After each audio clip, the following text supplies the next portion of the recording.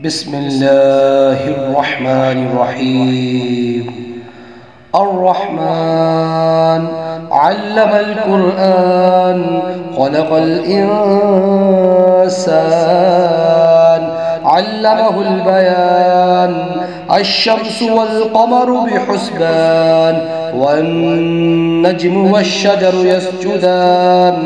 والسماء رفعها ووضع الميزان ألا تطغوا في الميزان وأقيموا الوزن بالقسط ولا تخسروا الميزان.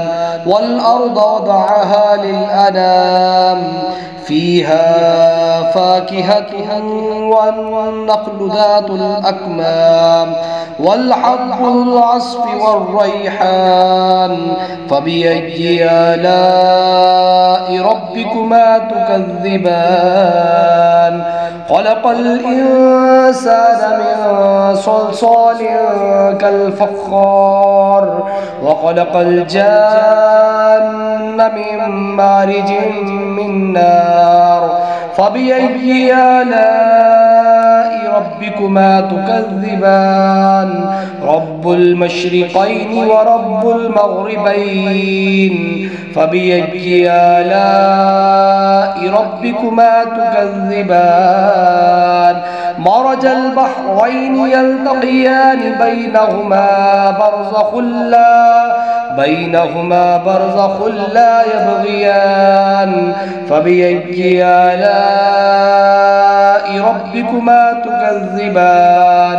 يخرج منهما اللؤلؤ والمرجان. فبأي آلاء ربكما تكذبان؟ وله الجوار المنشآت في البحر كالأعلام. فبأي آلاء ربكما تكذبان؟ كل من عليها فان ويبقى وجه ربك ذو الجلال والإكرام. فبأي آلاء ربكما تكذبان؟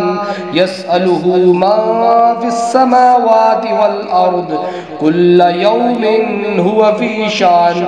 فبأي آلاء ربكما تكذبان؟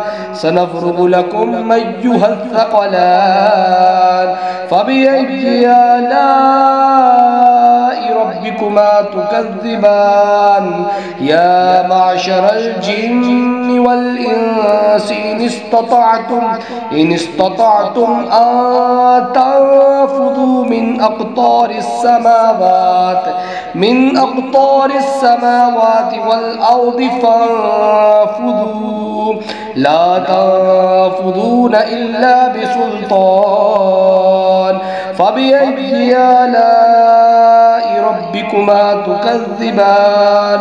يرسل عليكما شواظ من نار ونحاس فلا تنتصران.